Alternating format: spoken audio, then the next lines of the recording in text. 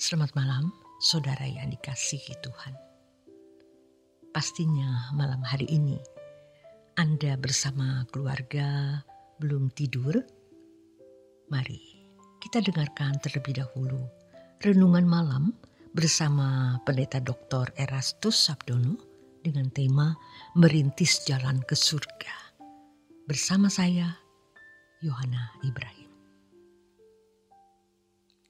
Kehidupan kekal yang berkualitas, artinya dalam persekutuan dengan Allah di surga nanti, sebenarnya dimulai sejak masih hidup di bumi. Kalau seseorang sejak hidup di bumi sudah hidup dalam persekutuan dengan Allah atau memiliki hidup yang berkualitas, maka pasti di balik kubur nanti ia akan bersama-sama dengan Allah.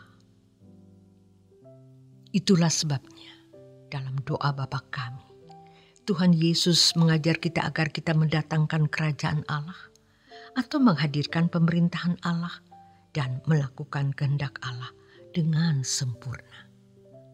Matius 6 ayat 9-10.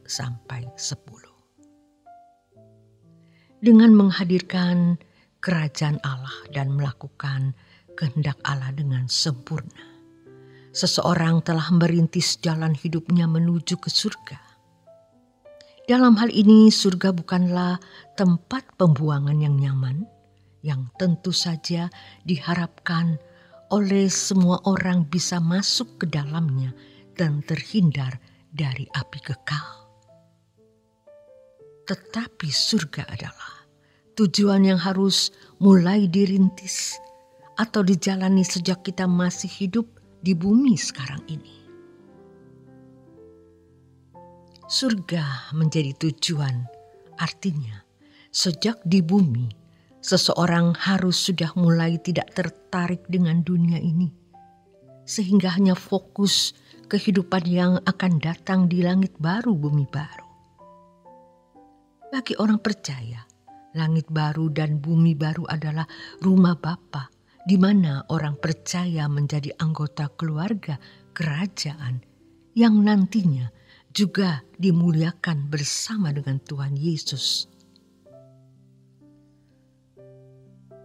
Sejak di bumi, orang percaya harus sudah memperjuangkan hal ini. Sebab masuk surga bukan suatu kebetulan dan bukan sebuah kecelakaan, melainkan sebuah pilihan yang harus dilakukan sejak hidup di bumi. Surga sebagai pilihan, artinya kita harus bertindak secara konkret yang menunjukkan bahwa kita memilih surga sebagai tujuan, bukan sekedar harapan atau objek keyakinan yang diharapkan suatu saat bisa masuk ke dalamnya. Tentu kalau seseorang memilih surga sebagai tujuan, ada konsekuensi atau harga yang harus dibayar. Orang yang menjadikan surga sebagai tujuan akan berusaha untuk tidak terikat dengan dunia ini dan berjuang untuk hidup tidak bercacat dan tidak bercela. Orang yang menjadikan surga sebagai tujuan adalah orang yang menghargai surga tersebut. Dan tentu juga menghormati Allah sebagai kepala pemerintahannya. Orang yang tidak menunjukkan tujuan hidupnya ke surga atau ke langit baru, bumi baru adalah orang yang tidak berniat untuk masuk surga dengan benar. Tentu saja, orang-orang seperti ini tidak layak menjadi anggota keluarga kerajaan Allah, apalagi dimuliakan bersama-sama dengan Yesus. Kenyataan yang tidak dapat dibantah, sangat sedikit atau hampir tidak ada orang yang sungguh-sungguh menjadikan surga sebagai tujuan hidupnya. Banyak orang beragama hanya karena mau memiliki kehidupan yang nyaman di bumi dan mencapai pencapaian-pencapaian yang dapat membahagiakan hidupnya yang sementara di bumi ini. Sementara surga dianggap sebagai tempat di mana dirinya akan ditempatkan tanpa menjadikannya sungguh-sungguh sebagai tujuan. Orang-orang seperti ini pada dasarnya menjadikan dunia ini tujuannya, bukan surga. Berhubung semua orang memiliki pola berpikir seperti ini, maka pola berpikir yang salah tersebut sudah dianggap sebagai suatu kewajaran.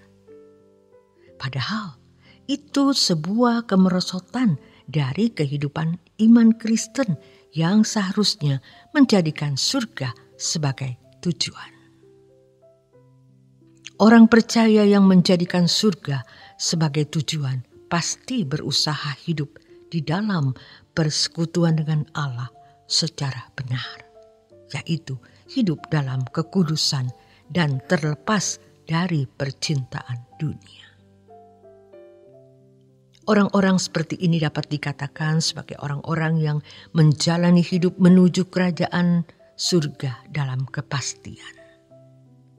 Mereka yang sejak hidup di bumi tidak hidup dalam persekutuan dengan Allah atau tidak memiliki hidup yang berkualitas, pasti di balik kuburannya tidak akan bersama-sama dengan Allah. Artinya terbuang ke dalam api kekal. Dengan demikian, setiap individu sebenarnya sudah bisa memetakan kehidupan kekalnya sejak masih hidup di bumi. Sehingga keselamatan adalah suatu yang pasti. Tentu bukan berdasarkan keyakinan semata-mata, melainkan kenyataan hidup. Sesuatu yang pasti. Di mana seseorang yang ada dalam persekutuan yang benar dengan Allah. Pemetaan atas masa depan dalam kekekalan setiap individu adalah sesuatu yang real, natural, dan benar-benar dialami.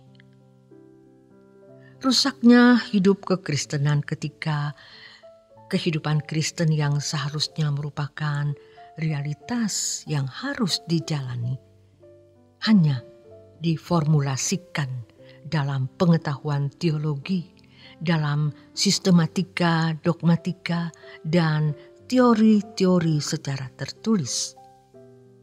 Hal ini terjadi ketika kekristenan mengalami kemerosotan di mana para pemimpin-pemimpin gereja dan teolog-teolog Kristen hanya sibuk menalar Allah secara kognitif, tetapi tidak menyelenggarakan kehidupan sesuai dengan kehidupan Yesus. Banyak pandangan teologi yang berhenti atau terdampar sampai oleh nalar semata-mata, tetapi tidak memiliki implikasi yang jelas. Hal ini terjadi disebabkan para pemimpin gereja dan para teolog yang tidak mengalami Tuhan seperti tokoh-tokoh iman pada gereja perdana. Dengan menghadirkan kerajaan Allah dan melakukan kehendak Allah dengan sempurna, seseorang telah merintis jalan hidupnya menuju ke surga. Selamat menikmati istirahat malam Anda. Tuhan Yesus memberkati.